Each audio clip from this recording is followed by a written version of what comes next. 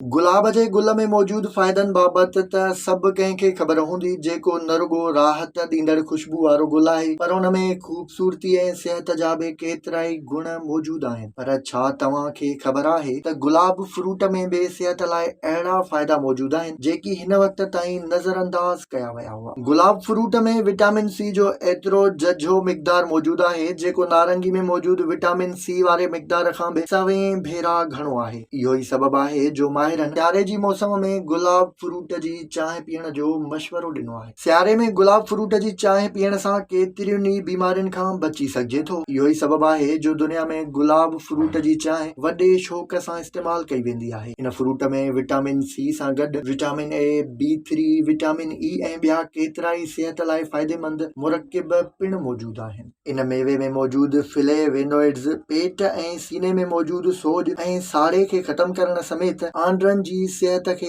बरक़रार रखंदो आहे। खटो ऐं मिठो हुजण जे करे इन मेवे खे सलाद तौर बि इस्तेमाल करे सघिजे थो। जॾहिं त इन जो पाउडर ठाहे खाधनि ते बुरके खाइण सूधो माखीअ में मिलाए बि इस्तेमाल कजे त सिहत लाइ अणगिणिया फ़ाइदा ॾेई सघे थो।